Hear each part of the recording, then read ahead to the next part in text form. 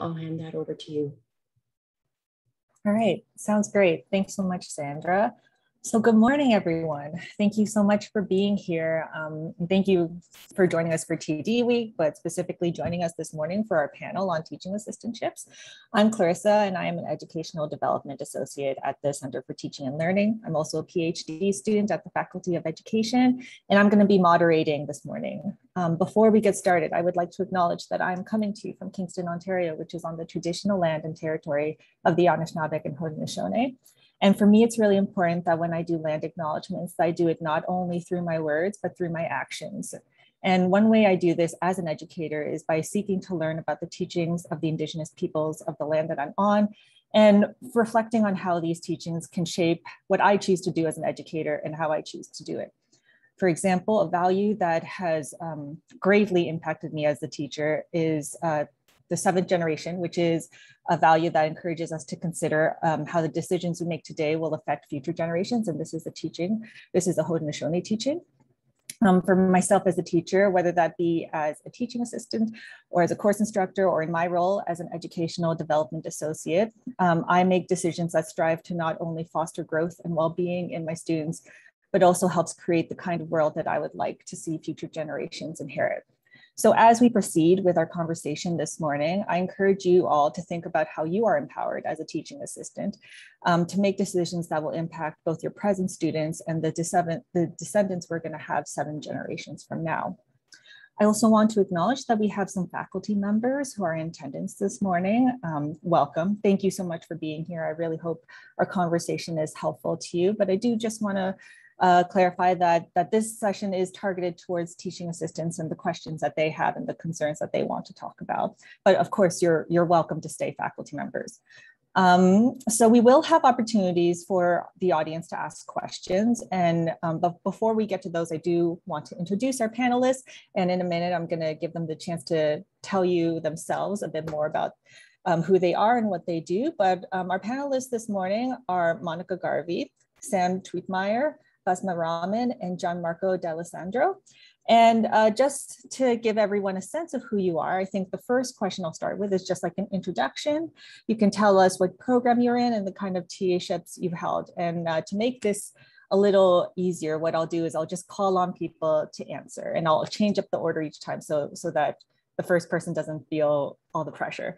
But Monica, do you want to go first and tell us a bit more about yourself? Sure. Hi, everybody. My name is Monica Garvey, and I'm a PhD candidate in the biology department here at Queen's.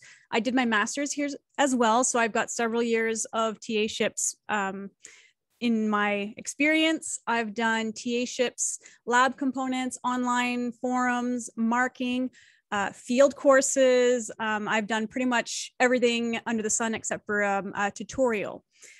So yeah, I've got lots of experience in that, and I'm really excited to share some things that I've learned through that experience with all of you. Great, thanks so much, Monica. Sam, do you want to go next? Thank you, Clarissa. Yeah, my name is Samantha Schwetmeyer, and I'm with a PhD candidate in the Department of Politics. And to balance Monica almost perfectly, I have done only tutorials. So I've been a TA for many years, although the past 2 years I've been a teaching fellow. But yeah, I've TA'd a lot of levels of tutorials, 100, 200, and 300 level courses, both in person and online. And I would say that one of the, if you have questions in particular about tutorials, I've taught both tutorials where the professor really structured them and you just sort of have to do what they tell you. And I've also done where you're just free reign over what you teach your students. So, so I've kind of dealt with both of those, and I'm very excited to talk to you all today. Thanks so much, Samantha. That's great context. Thanks for adding that. And before I move on to the next panelist, I want to draw attention to Carolyn's comment in the chat that this session is recorded. So if you don't want to be in the recording, please remember to turn off your microphone and your video. Basmah, do you want to go next? Sure thing. Hi, everyone. I'm Basmah, and I'm talking to you all from Ottawa, which is on the traditional territories of the Anishinaabe. So I am a PhD student in the English department. I actually did my undergraduate at Queen's in Con Ed So I have a lot of teaching under my belt too. I teach high school, but I'm also a language support teacher within Queen's School of English, and I've held my own classrooms there. In terms of TAships, I've done writing tutor, tutorials, and marking TAships. So I hope I can give some info on that stuff. Thanks so much, Basmah. And Gianmarco, would you like to introduce yourself? Hello, everyone. Thank you, Clarissa. My name is Gianmarco D'Alessandro. You can call me Marco. I'm a PhD candidate in mechanical engineering, and I'm in my 5th year. So I have done quite a bit of TAing. I have done tutorials, labs. I've done marking. I also had a teaching fellowship, so I have some experience from the side of a course instructor. Yeah, so I have a little bit. I've also created video content for tutorials, and I've done live tutorials. And yeah, I'm really excited to be here and be of help and answer your questions. Fantastic. Thank you again so much for our panelists who have joined us and given us their time this morning. The first question that I have is sort of connected to the title that we chose for this session, which is like demystifying TAship, what I wish I knew when I started. So my question is that, what is one thing that you know now that you wish you had known before you started TAing? And I'm gonna switch up the order, and Sam, do you wanna go first? Yeah, so I had this question in advance, and I have to say narrowing that down was really hard. I wish I knew a lot of things before I started TAing.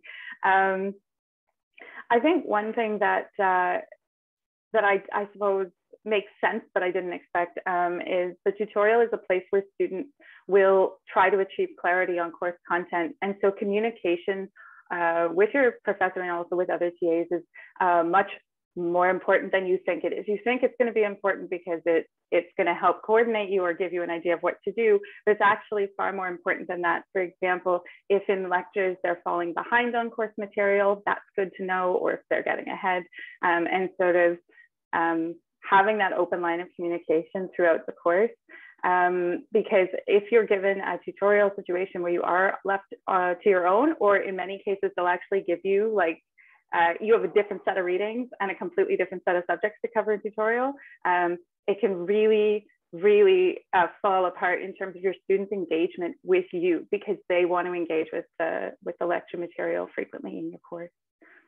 That was that's one of my things. That's great. Thank you so much. Basmah? Yeah, I think one of the things that I wish I knew was ask the professor when you have questions, like really do, because they've put the syllabus together and their teaching approach might be different from your own. So just to understand how they might be teaching and how you can sort of support that for the students. But at the same time, know that you can also suggest things gently if you are hearing from the students that sort of content isn't registering. That was a hard one because you sort of are the middleman, right? And that can sometimes be a hard role. So that's the one thing I really wish I knew. And then the second thing is that if you're doing 100 level courses, which I've done a lot of, each student is truly coming with a different foundation in the subject. You could have students coming from different countries, of course, but even within the Canadian context, each school teaches subjects differently. They have different streamlines. So that's something to really keep in mind, because when an individual student comes to you and they're just like, I did this in high school, but it's not helping me, you have to sort of learn to adjust to that while validating that you have learned this stuff, but we're going to move forward like this. And I think a point that connects both what Samantha said and what Basmah said is that students are going to be communicating with you in ways that are different from the course instructor. And like Basmah mentioned, you being in the middle, you have the opportunity to facilitate that open conversation between students and course instructors so that they feel seen and heard in their learning experience, which is really important. So thank you for sharing those points. Marco, do you want to go next? Sure. Something that I wish I knew, and it reconnects to what Basmah was saying, is that something that put a lot of stress on me at the beginning was not knowing the answer to some questions. And what I learned is that it's really fine and it's much better for you and for everyone to just say that you don't know and take some time to review things and talk to the professor and then get back to the students with an answer. At the beginning, I thought that I was supposed to have all the answers, and that put a lot of stress and pressure on me because I used to prepare for every possible question before a tutorial or before a lecture, and it's also, but it's not necessary, first of all, and it's not useful because you can't possibly prepare for everything. So it's just much better if we accept and understand that it's okay that a TA is not prepared on 100% of the course material. And I have other things, but maybe we'll leave them for later. I think that is such a good point to make, Marco. And I think sometimes like the pressure that we put on ourselves as graduate students, because we are in higher education and we do have expectations of the knowledge we're supposed to have about our field in general. But the truth is, like, we specialize in very specific information for our research. And it doesn't mean that is necessarily the information you're going to teach all the time. And it's always better to say, like, this is a collaboration between you and your students. We're going to seek out the answers together. And that doesn't mean that you're a bad TA or that you don't know what you're doing. It just means that teachers are always learning as well. And so that, being able to offer that openness and that, level of vulnerability with your students, I think can really transform a classroom or a tutorial or a seminar or whatever you're leading. Monica. So I'm a little bit opposite, I guess, in this one. I had to really dig deep to find this because I was a very confident TA coming into this. My first TA-ship, I was excited and didn't really, anyway.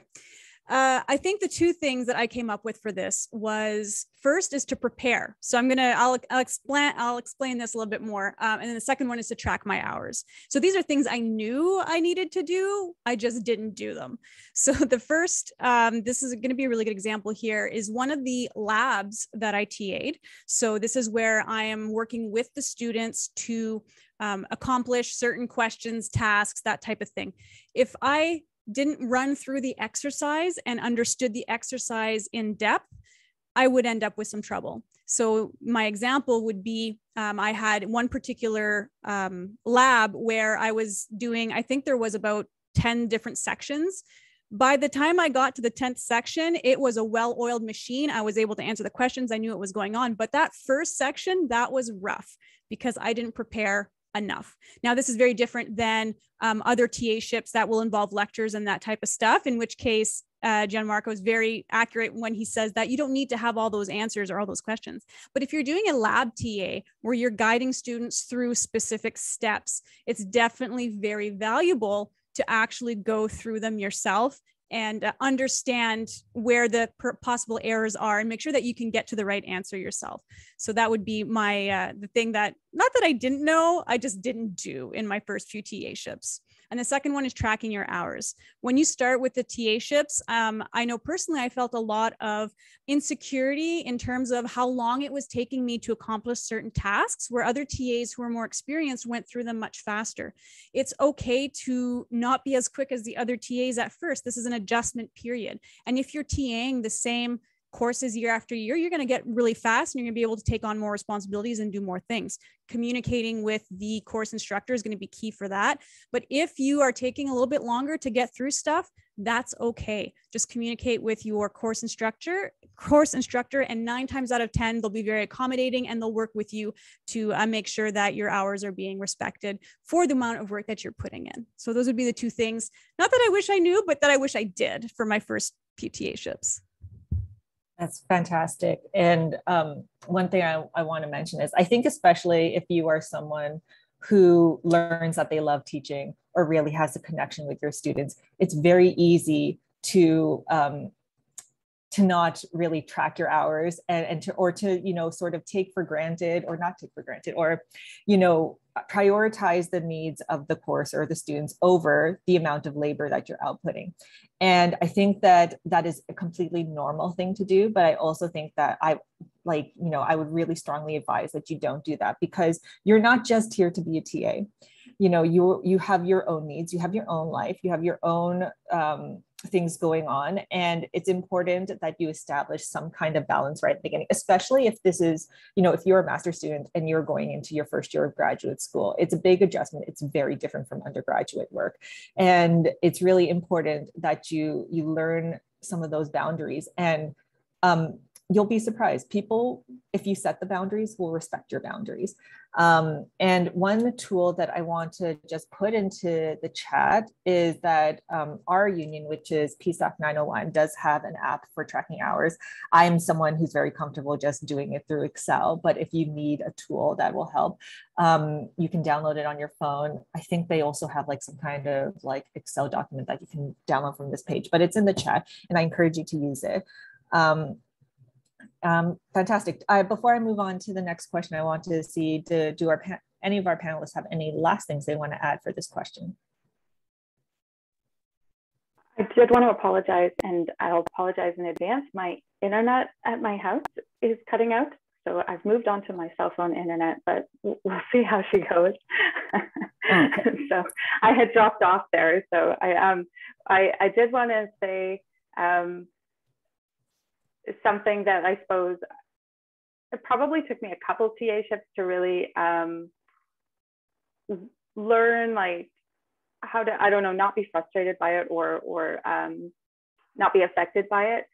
But your students will talk to each other and with other TA students, and that can lead to a lot of either confusion because they think something is happening in your tutorial, but it's actually happening in their friend's tutorial.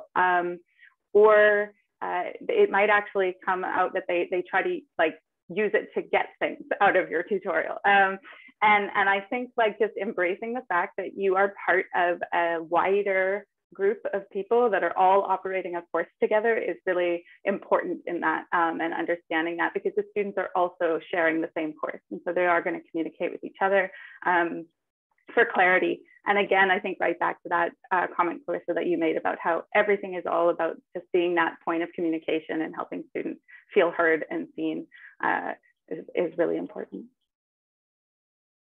And I love what you just said right now, that you are one piece of a bigger puzzle of an entire course experience. And for that point, like not only communication with your course instructor, but even if you find, like if you are able to communicate with other TAs or at least another TA that you feel really comfortable with. I'm big on team teaching. I'm big on not feeling like you are an island in your work as an educator. So if that's something that you are able to do, if you're able to have that connection with another TA, even for your own sake of processing, because I think that like teaching can feel really chaotic when you're in the moment. And then afterwards, you have to sit with yourself and say like, okay, what happened in those moments? And that's much easier to do with someone else there rather than just on your own. So thank you. Thank you so much, Sam. My next question is about resources. So for my panelists, or not my panelists, that was a weird thing to say, for our panelists, my question is, what resources have helped you be successful as a TA? And we have our chat open. So if you are able to link to anything or share anything in the chat so that's easier for people to keep track of, that'd be great. And I think for this round, I'll start with Basmah. I have a lot of resources because I do English and education. So like one of the things I pick up most is the writing of my students regardless. So I've also TA'd for the education department as a marking TA. So I use a lot of resources from the Student Academic Success Services at Queen's in terms of writing skills, but also other things like how do you sort of plan your hours, how do you schedule an assignment, so on and so forth. The website is amazing. It has handouts specifically for different things student might need help with. So for example, one thing that I find a lot of students need help with is like wordiness. So they'll have something on wordiness or like how to make an annotated bibliography. And it's really great to have that because you can also take that information and make it into your own lesson, right? So that's a huge thing that I find really useful, and I will link it. I have it open, so let me just quickly pop it into the chat. The other thing that's been really useful to me is our lesson plans. I realize that that's my teacher hat I'm putting on, but I really do try to make lesson plans when I know the students are learning a new skill, or they've been away from the skill for, oh, did someone, oh, sorry.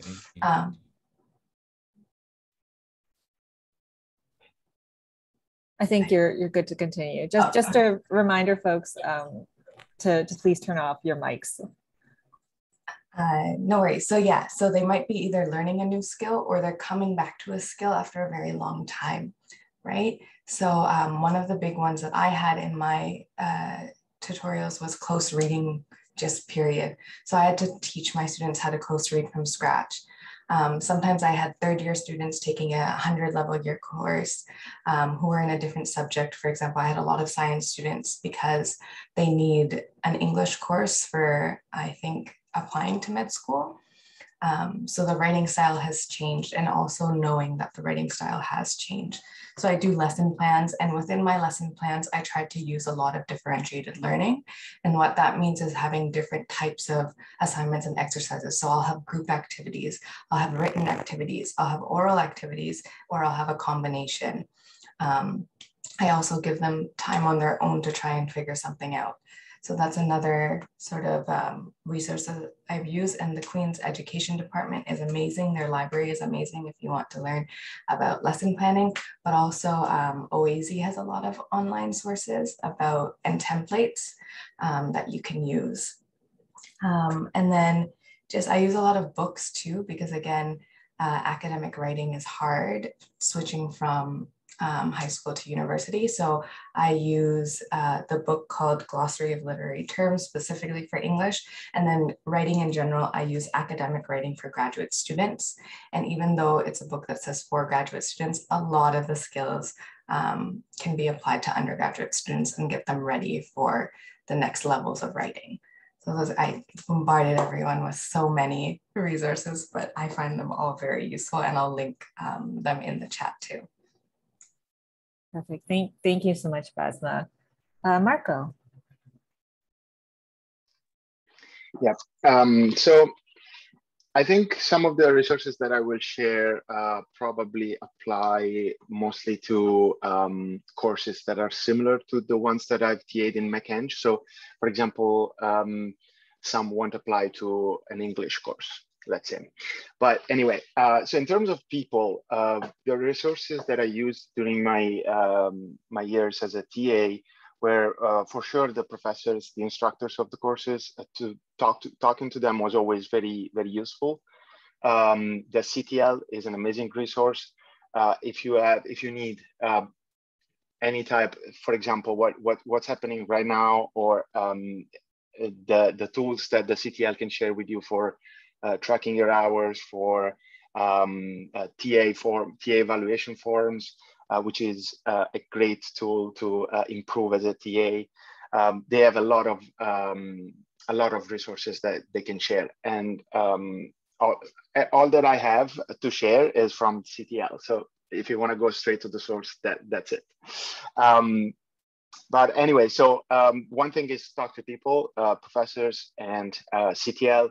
One thing is feedback from students really helped me improve greatly in my TAships. And I will share in the chat a template evaluation form that I used to give at the end of the course to students to get feedback on my TAing skills. And that really helped me because it made me realize a lot of things, especially even after the switch to online. That was very, very helpful again to understand a lot of things that I wasn't doing well and things that I was doing well. And okay, yeah, another great resource when it comes to marking, it's really, really helpful to know how to use OnCue, to know how to make processes automatic, to know how to import and export grades and names and lists, to know how to use the online grader. I will share in the chat a link to the OnCue tutorials. Well, the OnCue page where you can also find the OnCue tutorials. And another thing, and this is one of those things that probably doesn't apply to all types of courses, is that I always try to make, when it came to marking, I always try to make all processes very automatic. So for example, I used to mark, to start by marking 10 assignments, and I would kind of figure out what are the 3, 4, 5 questions that are, or like the 4 most common mistakes, and kind of prepare a template answer to each one of these common mistakes, so that instead of typing every time a different answer for everyone, I would have this template and of course customize it based on the specific mistake that they made, but it was a good starting point and I saved a lot of time that way. Let me see, what else did I write down? Yeah, I think those are the main resources that that I used in my TAships, and I will share the links in the chat right away.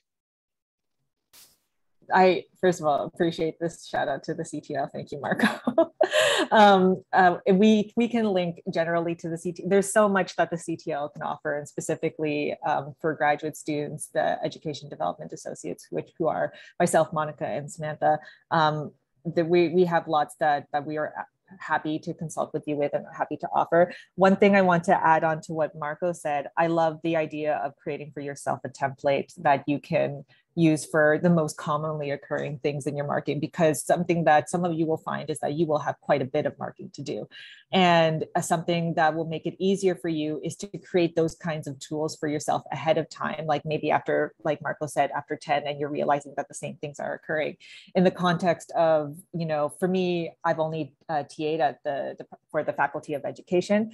And so it's a lot of written assignments. And what I do instead of like a template, which is applicable to the kind of courses that Marco TAs for, is I do a feedback bank, and I have a bank of positive feedback and a bank of, you know, questions to extend your thinking, or things that I want every teacher candidate to know. And you'd be surprised with how much time that saves you with. Especially because it is possible to give really good feedback, even if that feedback is the same across many students. And so that just is something that I'd encourage, no matter what your discipline is, if you have to do some marking, to think about doing something like that. Monica. So I'd probably say the biggest resource that I had when it came to teaching was I had an excellent example of a really great teacher when I was doing my undergrad at a different university. He was just an amazing teacher. And when it came to me TAing, I used a lot of what I saw them do in my own teaching. So, you know, something that could help you is if you look back in your past, who was a teacher that really helped you understand things, you know, and mimic some of their tactics when it comes to teaching. Another thing that I would say along the lines of theory of teaching is I read a book in my undergrad that I found was really excellent. And I'll put it in the chat in a moment when I'm done here. It's called The Pedagogy of the Oppressed. And it's just an excellent way. Yeah, I see people nodding their heads. It's just a fantastic book and really just brings you through. And if we're talking about not just education, but we're also talking about inclusivity, this is just an excellent book to really challenge, you know, the general model of just depositing information into a student's brain, and just some other strategies to use instead of subscribing to that format of education. So that's an excellent resource there. Modeling your teachers that you've had in the past that were very helpful. This book was very good, learning about the theory of pedagogy. For more specific things such as, let's say, marking. I do the same thing as Gianmarco, as I have a template of when there's certain issues. I'm very specific with my feedback because I always want to be able to 100% justify the mark that I've provided, especially if it's a relatively low mark. I want the student to understand exactly why they got a low mark. So I like to put detailed feedback, which could take some time. So if you have templates, copy, paste, adjust as needed. Another thing that I do to save time when it comes to marking, essay type and lab reports, that type of thing, is I have sort of a code book. So if there is errors in grammar, I'll underline, put GR next to it. And then I've got this sort of legend with all of my abbreviations. If this sentence is underlined wavy, what does that mean? Oh, that means that that's awkward wording. And there's a sheet that I give to all the students. Here's the guide to what my feedback looks like when they're looking at their document. Now, I used to do this printed on paper, which was just easier for me, but with everything going on to OnQ does have an option for you to do writing on the actual assignment, which hopefully will have been submitted as a PDF, because the PDFs, or if you do it through Word, sometimes graphs get missing in the translation there. So sometimes there'll be some errors. But yeah, ideally PDF, and then you can do your marks there and then just give them the sheet saying, this was a grammar issue, this was a logic issue, this was, whatnot. And as a caveat to that, it really helps to have a really firm understanding of English grammar, things like antecedents, because sometimes you'll read a paper and be like, this doesn't make sense and I don't know why it makes sense, but you want to be able to justify that super quick. So the CTL, I believe, or SAS has a course on like just these basics. And I found that to be super helpful for me to articulate quick and easily what an issue was that I'm marking and why they lost marks. And as a last bit of info I'll say here is, in some cases, when I'm on a roll and I'm marking, I will, even if I'm not taking marks off for something, I'll say, oh, this wasn't quite correct. And sometimes students would get confused. They're like, well, did I lose a mark for that or not? So what I typically do is when I'm marking through the papers, I'll put a -1 or a minus whatnot wherever I've taken off marks. So they can clearly see GR -0.5. Oh, because the grammar was off here, they lost half a mark. Or logic is not correct here, -1. Or if I highlighted something, but there's no minus, that means that was not too good, but you didn't lose marks for it. So just the clearer you can be and the more feedback that you can give, so that if they contest that mark, you can give them exactly why, and they can improve on it. And the next time you see there's improvement, everybody's happy in that case if you give them nice, good feedback, but you do it in a way that can save time. It's going to take you time to set up these systems, but once you got them set up, you go through them really quick, and it can become an enjoyable experience, believe it or not.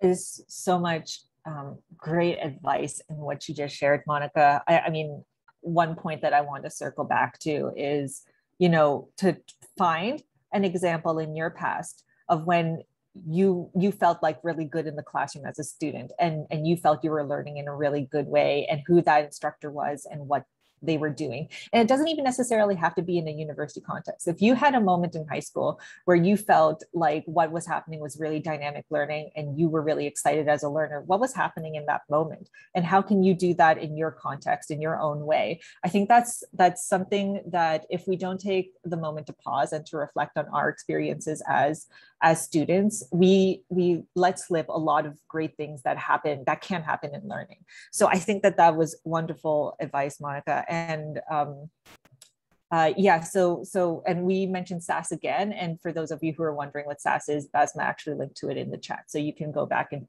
find out more about what SAS offers. Samantha. Thank you. Oh, I feel like I need these notes for my own teaching. Everyone's got really great resources and advice. I will quickly just second or third all the emphasis about going to the CTL for the guidance that is there. Another thing I will say is prior TAs, so someone who's TA'd the course before you, if you've got a close department, you'll be able to find that out pretty quickly, or they might already be head TAs or they're still TAing in the course. They are a font of information. That is an invaluable resource. If someone has TA'd that course before and you have a question, that is a great place to go.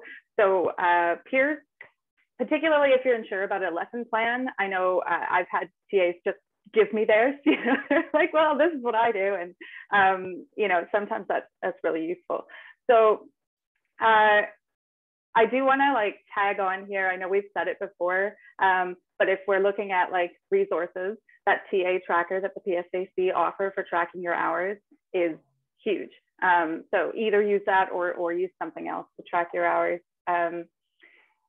Tagging on to what some people have said about resources to give your students. I know, so in the type of tutorials that I have led in political studies, as a TA, you're not only responsible for marking, you're frequently responsible for teaching the students how to do things, particularly in 110 or 200, how to write a proposal, how to write a research question, these sorts of things. So CTL has guidance that you can help, staff has guidance that can help. They also both reference writeonline.ca. That is for social studies, social sciences, and humanities, I would say. Writeonline.ca is brilliant. I also have a couple of very specific documents. Well, one that's actually a political science specific, but it's based on a more general blog post on how to read. And I know my students really appreciate that one, so I will post that later. But all that said, the thing that I think I can add to this conversation that's new is that one of the things that people in my type of tutorials deal with is getting students to actually talk out loud in the class, talk to each other, getting discussion going. And I know all TAs hit walls on that front. At some point, you know, the students aren't talking. So I actually I TA'd a long time ago, and I got most of this stuff just from searching online or asking around. But I have a few little ideas and games that I'll just give you some verbal examples of so you understand what you might go looking for. So one of the ones that has worked incredibly well in my courses is concentric circles. So this, first of all, gives physical movement, which means that you do need to consider accessibility and space requirements. But you essentially have half your class sit in an inner circle and face one person. And they have a discussion on a question you've asked. And then every 5 minutes, you go, okay, switch. And the middle circle moves 1 seat over. This has been incredibly useful for students who are grappling with a subject matter that they are uncomfortable talking about in front of a bunch of people, or particularly if they're still trying to understand it. Another one that's really good for breaking through where the students are just unsure about the material is live brainstorming. So stand at your chalkboard or your whiteboard and physically write on the board. As more goes up, the students will contribute more as well, and it'll help get their brains going. These are both really great start of class type assignments to get the students working on their subject area. And then I have some online ones as well. Those ones are obviously physical. So online, if you're TAing online, Google Doc is going to save your life. So put your lesson plan on a Google Doc and give it to the students beforehand. The questions, the guiding questions you really want to touch on. And then when they're in their breakout rooms, you know, guide them, say like, this is the question on the Google Doc, and even have them write their discussions right on the Google Doc. These types of live discussions on the document really get the students engaged. And I find when I bring them back into the Zoom room, they're way more communicative than if you just send them into the breakout rooms with not the physical guidance. I also use one called Concept Bingo. I actually made this up myself. I was teaching a course where the students really needed to learn a lot of terminology and concepts. And I found that they weren't using the concepts. They were talking a lot about their lived experience, which is nice, but on some level, you know, you got to bring that back to course content. So I actually put together a bingo sheet with the course concepts, and I said, like, if you, as a class, make a bingo by using the terminology on this sheet properly in your discussion points. And it was a competition between my 2 tutorial groups to see who would get a bingo. So they really enjoyed that. Those are online type activities. So I just thought I'd be a little bit more specific. Obviously, there are a lot more things you can do. I use a lot of simulations in my teaching. And that in of itself, I have guidance on how to do simulations that I can share. But I just wanted to suggest, and like I said, I never went to a single place to find all of these activities. I sort of picked them up along the way. So apologies that I can't give a single resource on that, but always happy to share my experience. I would just say that the main thing you need to do with the students is sort of break the ice at the beginning of every class by getting the students a handle on it, whether that's talking about a current event that's relevant to what you're teaching, or having them do these types of games where they have to work through their thoughts, or open with free writing. If they really aren't speaking at all because they're not understanding what they're supposed to be talking about, have them write for a little bit on their own, because they probably do know the subject matter. They're just not sure of it yet. They're not confident that they can speak on it. So even just letting them write for a little bit by themselves, that can often give them the confidence to actually speak. So that's my advice on discussion groups, which is what I normally TA. That is a lot of great ideas. And I want to remind everyone that this session is being recorded. So if you aren't able to like keep up with your notes, that's totally okay. You can come back and re-listen to what folks have said. Something that I want to pick up from what Sam shared in general is, I think sometimes we have this idea of what education is supposed to look like, which, Monica mentioned earlier, pedagogy of the oppressed. One of the main sort of things that Paulo Freire talks about in that book is the banking model, which is like the student is a receptacle and the teacher deposits information into them. And that is really typical for a very like Western industrialized form of education, which many people grew up with. But I think part of being a teacher that sort of speaks to the needs to their students or imagines a different way of doing education is to be brave and try something different. If the goal is being reached, even though you're doing it in a different way, you're teaching, you're still teaching. And some of that's going to feel really risky, but I think that something that I would really love to see in post-secondary education is like a reintroduction to how fun learning can be. And if that means games, if that means getting up and physically getting them to do something different, I'm a big supporter of just taking your students outside. It's really incredible what can happen if you surprise students and you get them to engage in a different way. And of course, the level of risk that we can each take as a TA is going to be different depending on who the course instructor is or what the course is, and that's completely fine. But if you can find those small spaces for you to try something different, then I really encourage you to do that, because it's going to not only impact your students, but I think it will teach you something about yourself as well. I want to pause here and I want to invite our audience to ask questions, and you can have, you can ask them specific to an individual, or you can ask our entire panel. You can leave it in the chat if you're comfortable, but maybe while we're waiting for questions to sort of filter in, I think the last question that I would like to ask you, and I'm really interested to hear your answers for this, but I would love to know for our panelists what your favorite part of being a TA is, because I want to end on something warm and fuzzy. Marco, do you want to go first? Yeah. The favorite part of TAing for me was always talking to students. I love to be one-on-one or one to a small group of students, and I love the interaction and the exchange that happens in those situations, just because it's more, I apologize for that, there is more, it's a more personal connection. And so even office hours, when a small group of students would come and ask questions, we would create a totally different relationship than in a big classroom when you're in front of 100 or even 50 people, right?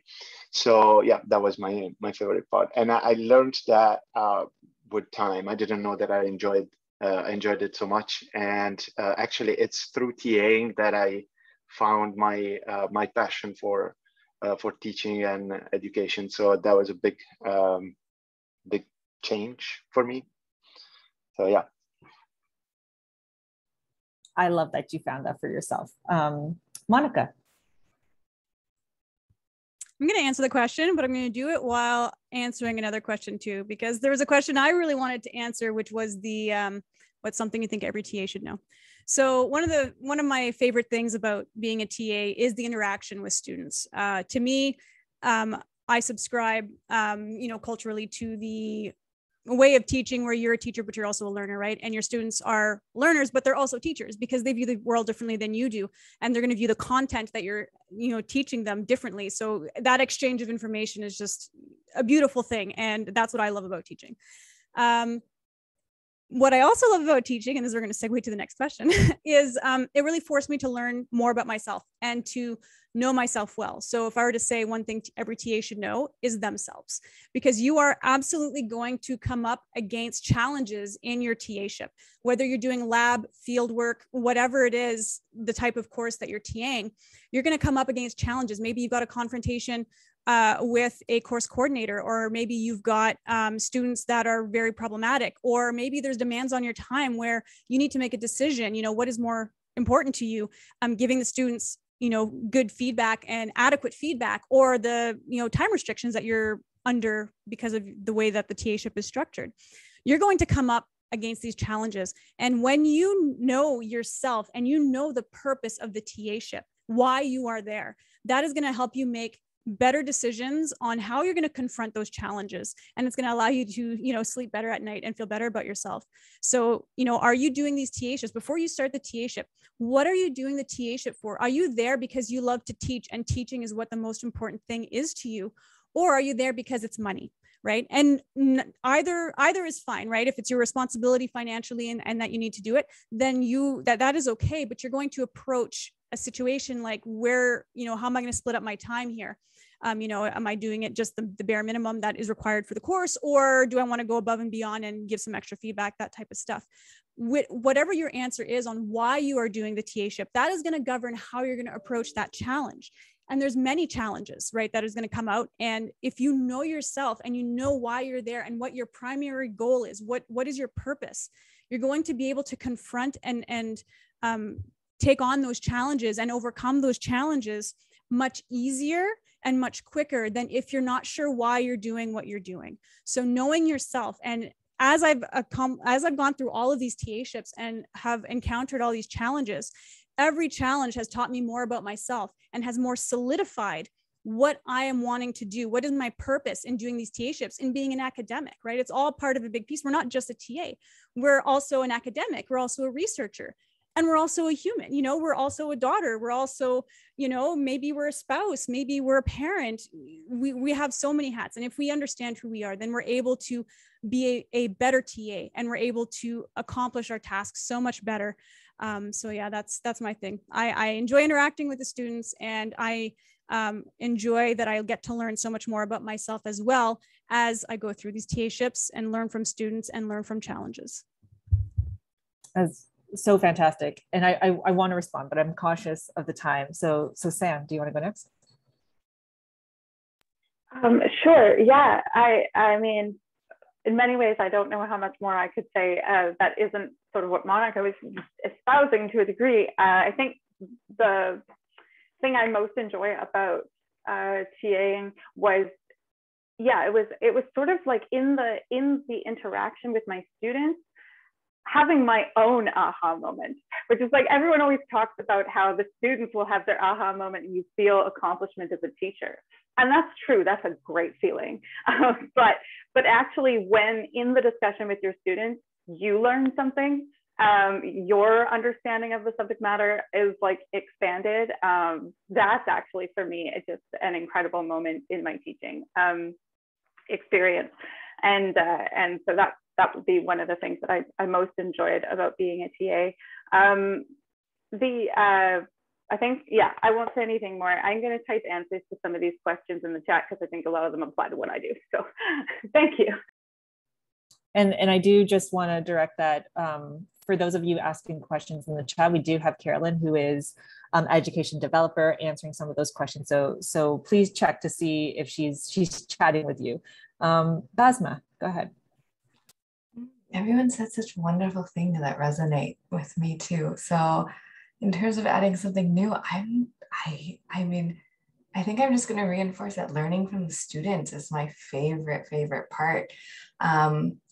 In the field that I am in English literature, it's so amazing to see how close their ear is to the ground in terms of new creative production, the new forms that literature can take in my case, and how that impacts their perception of what's going on in the world, but their perception of the classroom. I absolutely love, and I think it's phenomenal. And I always thank my students for that because they bring it to my attention too. I try my best to let them have a moment where they can share whatever is making them excited about learning in the class. And that always makes me 10 times more excited about being there as a TA. I am not gonna lie, I am biased because I am a teacher by trade. And I love seeing my students every day. And one of the things I miss the most about teaching is every day seeing the students consistently, knowing their personalities, knowing even the things that they like to eat at times because they're snacking in class. It's been different in the virtual setting for sure. But yes, I think that is my favorite part. And then in terms of their work, I love seeing the small improvements along the way. When you can see that something clicks, when you can see that the wheels are turning, sometimes they have this look on their face where you can really be like, whoa, you're thinking about this very deeply and it's phenomenal and I'm so excited for you. Absolutely love that. Is it okay if I answer one of the questions in the chat? So one is about sort of how do you get shy and sort of reclusive students to engage? And I think a huge thing in that is diversifying sort of the assignments and the ways that people can add to a discussion. Sometimes I always have an option for anonymous entry for a discussion, and I just choose out quotes from different answers and I share them with the class. The other thing is if there's an online forum, especially with online teaching, we don't know which tutorials or which classes will be online or not, depending on numbers. Having those discussion posts and trying to reply to each one or get students to reply to each other, and each time saying reply to someone new. That's a huge one, so that it can foster an online community. The sort of second thing I wanted to answer, because I saw it was about grammar and marking for grammar. So I am also an ELL instructor, and a lot of people who don't speak English as their first language are in a lot of my classes. And if it's a general sort of first year class, I am sometimes in their first assignment, I'm more lenient on it. I just mark that this is something that you should look up. If you have questions about it, come to me. And I mostly mark for their content. And then in the second assignment, I establish that, okay, you need to fix this stuff that I've highlighted in your assignment, and I'm going to mark sort of in relation to that a bit. It's hard because a subject like the humanities is quite subjective at times, but at the same time, you do have to look at each student as each individual student, right? Every learner matters. And then the sort of second thing that I do is, at least for one of the assignments, if I have the capability and if I have, like the professor gives me leeway on it, I co-create a rubric.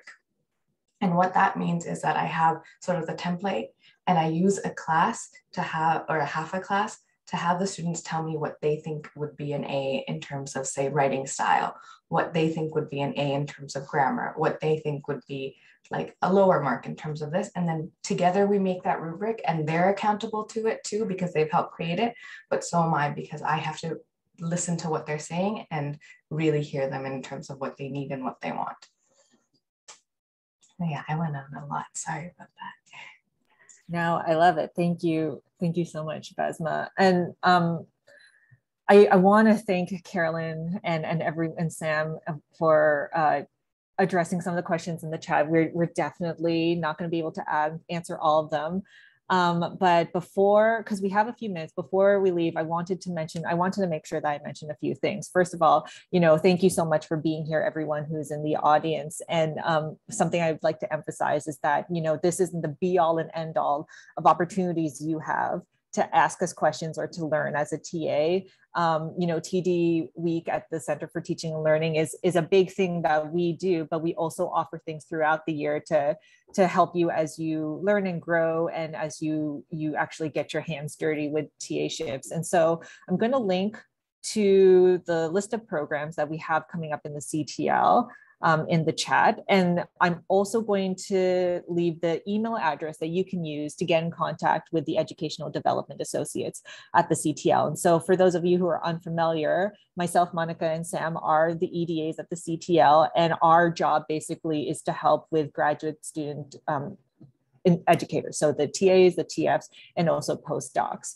And so I really encourage you to reach out to us because we provide consultations. We can put together workshops, even if you just want an hour of our time and just to say, I heard something in this session, or I heard something in the panel. I'd really love for you to expand on it. Or, you know, I'm really interested in this aspect of teaching.